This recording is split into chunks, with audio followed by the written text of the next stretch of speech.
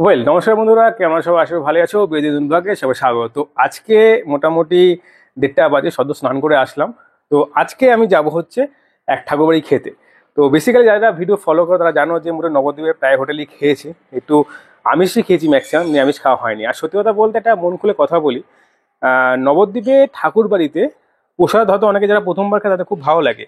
এই ছোটোবেলা থেকে না আমার ম্যাক্সিমামলি ওই গোবিন্দবাড়িতে খেয়ে খুব অভ্যেস ছিল আমাদের। মানে পরিবার সবাই, মানে সপ্তাহে একদিন দুদিন যেতে আমি গোবিন্দবাড়িতে খাই প্রসাদ খেতে। তো সে ছোটোবেলা থেকে খেয়ে অভ্যাস, তো তো স্বাদ কোথায় কি ভালো হয় মন্দ হয় সেগুলো মোটামুটি অবগত আমরা। তো সেই থেকে মানে লাস্ট এই 6-7 বছর ধরে খেয়েছি। তো গোবিন্দবাড়ির সেই স্বাদ আর নেই। এটা যারা যারা নবদ্বীপের বাসী, নবদ্বীপে যারা বাস করে যারা খেয়ে তারা জানে যে গোবিন্দবাড়ি একটা ব্যাড রেকর্ড ছড়িয়ে গেছে, কি গোবিন্দবাড়ির প্রসাদ এখন একটা ব্যবসার মতো হয়ে গেছে। মানে ওরা জাস্ট পয়সার জন্য খাওয়াচ্ছে, নট দ্যাট লাইক একটা প্রসাদ যে খাবো যে সুন্দর স্বাদ, সেই ব্যাপারটা এখন আর নেই। যার জন্য কি ম্যাক্সিমাম মানে জায়গাতে খাওয়াটা বন্ধ করে দিয়েছি। তবে হ্যাঁ, এক জায়গাতেও পরে ভালো বেশ নাম ছিল, মানে রয়েছে এখনো। সেটা হচ্ছে যত সম্ভব গোড়াচাঁদ আখড়া, গোড়াচাঁদ ঠাকুরবাড়ি খাওয়া দাওয়া। এবার সেখানে একটা নিয়মটা কি, যদি সেখানে কোনো অনুষ্ঠান হয়, সেটা শ্রাদ্ধ পারপাস হোক বা অন্নপ্রাশন পারপাস হোক, যে কোনো যদি সেই সময় কোনো অনুষ্ঠান থাকে, তো সেই দিনই পয়সা দিয়ে প্রসাদ পাওয়া যাবে, নচেত নয়। মানে ধরো মানে শুধুমাত্র যে পাবলিকালি খাওয়াবে বা পয়সা দিয়ে খাবে সেরকম কোনো ব্যাপার নেই। বাট ওইখানে প্রসাদটা সবসময় পাওয়া যায় না, বাট ভালো প্রসাদ। আর রিসেন্টলি এক জায়গায় সদ্য মানে নতুন হয়েছে বলতে পারো, প্রায় 3-4 বছর হলো ওখানে এই ঠাকুরবাড়ির মতো তৈরি হয়েছে। তো সেইখানে খেতে যাব, খুব পরিচিত আমাদের কাছের লোক বলতে পারো। তো সেখানে আজকে খাবার টেস্ট করতে হবে। এর আগে খেয়েছিলাম, বেশ ভালো লেগেছে, তো সেই সময় ভিডিও করা হয়নি। তো আজকে সেখানে বসে খাবো। তো টিকিট প্রাইস কীরকম সেগুলো পরে অবশ্যই জানাবো।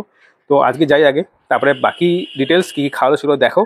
আর কীভাবে তোমরা আজও সব বলে দেবো। তো চলো সমালোচনা শুরু করা যাক। তো আমরা চলে এসেছি সেই মন্দিরে। তো এই মন্দিরের যে মেন এখন যে মালিক কৃষ্ণদা, সে আমার খুব কাছের।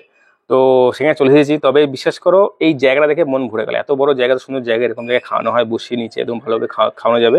আর জায়গায় বসেছে অফুরন্ত জায়গা। আর আমি প্রথমবার বসে খাচ্ছি। তো প্রথমেই দেখতে পাচ্ছ পরিষ্কার গ্লাস আর থালা পড়ে গেছে। আর তারপরে কিন্তু পড়ে গেল সুন্দর লেবু আর লবণ। আর তারপরে কিন্তু বেশ সুন্দর করে ধুয়ে নিয়েছি, এবং তারপরে কিন্তু চলে আসলো গরম গরম ভাত, মানে অন্ন। আর অন্নটা বেশ ঝরঝরে ছিল, ভালো ছিল। মানে অন্ন থেকে শুরু করছি ভালো বলা, তো তারপরে শাক ছিল, সেটা খেয়ে দুর্দান্ত ছিল। আর সব থেকে ভালো তারপরে এটা খেলাম, সেটা হলো এই শুক্তো। মানে এই শুক্তোকে জাস্ট মনটা ভরে গিয়েছিল। মানে এই জায়গাটা পেয়েই মন ভরে গেছে। তো তারপর শেষ করার পর খাওয়ার চলে আসলো ডাল। আর ডালের সঙ্গে ছিল কিন্তু বেশ ঝাল ঝাল মোচাত ঘন্ট। মানে এটাও কিন্তু বেশ সুন্দর ছিল। মানে সত্যি বলছি, এখানে প্রত্যেকটা খাবারের প্রশংসা না করে পাচ্ছি না, মানে এত সুন্দর লেগেছে। তো তারপরে ছিল এঁচড়ের তরকারি, তো এটাও সুন্দর ছিল। এবং তারপরে প্রথমে চলে আসলো বেগনি। আর বেগনিটা মোটামুটি খাওয়া শেষ করার পর আমার সব থেকে প্রিয় খাবার চলে এসেছে পুষ্পান্ন। এটা আমি খুব প্রিয়, মানে মন ভরে খাই, দুবার নিয়েছিলাম। তো পরিমাণটা এরকম, তো তোমার ভালো লাগলে আবার নিতে পারো। আর সঙ্গে ছিল আমার ফেভারিট পনির। আর তারপরে পনির দিয়ে খাওয়া শেষ করার পরে চলে আসলো কিন্তু সুন্দর গরম গরম চাটনি, এবং সঙ্গে ছিল সুস্বাদু পাঁপড়।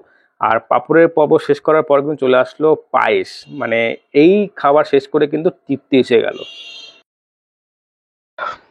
তো এই যে সদ্য খেয়ে দিয়ে আসলাম, এখন মোটামুটি ঘড়িতে কাটাকাটি 3:30 বাজে, একটু অনেকক্ষণ আগে খেয়ে দিয়ে এসেছি। তো ফুল ফ্যামিলি নিয়ে গিয়েছিলাম। তো ম্যাক্সিমাম কথাটা বলি, একটু বসে বলি, ভালো লাগবে শুনতে। দেখো সত্যি কথা বলতে, বহু বছর পর একটা জায়গায় খাবার খেয়ে মোটামুটি একটা শান্তির খাওয়া খেলাম বলতে পারি। কারণ প্রসাদ যে একটা ব্যাপারটা না, এটা সব জায়গায় শান্তির খাওয়া খাওয়া যায় না, এটা সবার কপালে জোটেও না। এবার ম্যাক্সিমাম সত্যি কথা বলতে নবদ্বীপে এই মানে বহু বছর পর এরকম সুন্দর প্রসাদ খেলাম। রান্না বান্না অতুলনীয়। তো কি খেয়ে তোমরা দেখেছো।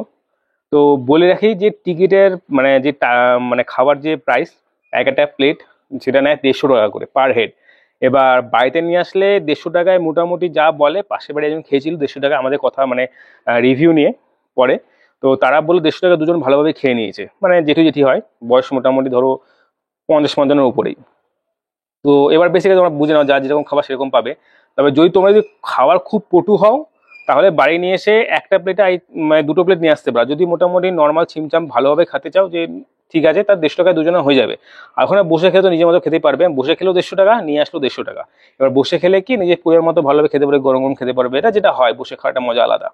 তো সত্যি কথা বলতে এইরকম অতুলনীয় প্রসাদ মানে বহু বছর পর খেলাম। মানে ইভেন এখন আমাদের বাইরে ডিসকাশন চলছে এটা নিয়ে, যে মোটামুটি সপ্তাহে এবার 1 দিন বা 2 দিন এখানে কিন্তু খাবার খেতে যাওয়া যায়। তবে হ্যাঁ, আরেকটা জিনিস স্পেশালি সেটা হলো যে এইখানে আমি এটা আগেও অনেক জায়গাতেই ম্যাক্সিমাম জায়গাতে দেখেছি ভোজ খেয়ে, যে প্রতি জায়গায় আইটেমটা না যখন যা হয় খাওয়াটা একই রকম থাকে। মানে আজকে মেনু যা 12 মাস সেই মেনু হবে, হয়তো কিঞ্চিত কোনো অকেশন বেসিসে সে দু একটা মেনু যোগ হয়, না নচেত একই রকম থাকে। বাট এই ক্ষেত্রে এই মন্দিরের ক্ষেত্রে ব্যাপারটা একদম আলাদা। মানে আমরা যখন যেটা খেয়েছিলাম সেটা তাদেরকে বললাম, বাট যখন তারা নিয়ে আসলো, মানে পাশের যে রিলেটিভের কথা বলছি, তাদের সঙ্গে নিয়ে এসে তাদেরকে আবার অন্যরকম তরকারি দিয়েছি, তারা প্রত্যেকেই ভালো খেয়েছে। তো আমি যেটা বলতে চাইছি মেন কথা সেটা হলো যে মানে তরকারি চেঞ্জ হয়, মানে করে রোজ যে একঘেয়ে তরকারি দেবে সেরকম নয়, মানে খাবার চেঞ্জ হয়। তবে হ্যাঁ, তুমি যদি অবশ্যই খেতে চাও, যদি ডিটেল জানতে চাও তাহলে বলে রাখি, প্রাচীন মায়াপুর বাজার ছাড়িয়ে কৃষ্ণমোহন গোস্বামী, আমি এর আগে না হয় তুমি দেখে নিতে পারো, কৃষ্ণ গোস্বামীর বাড়ি কোনটা বললেই দেখিয়ে দেবে। প্রাচীন মায়াপুর বাজার ছাড়িয়ে বাঁ হাতে পড়বে, সুন্দর তৈরি করা হয়ে যাবে, বাড়ির মতো সুন্দর জায়গাটা দেখিয়ে দিয়েছি অলরেডি, বুঝতেই পারছো। বিশ্বাস করো এই মানে চারি ফাটা গরমে গেছি, ওইখানে গিয়ে কি শান্তি পেয়েছি বসে, চারিদিক খোলামেলা, নিচে বসে খেতে দিয়েছে, খুব সুন্দর, মানে মনোরম পরিবেশ।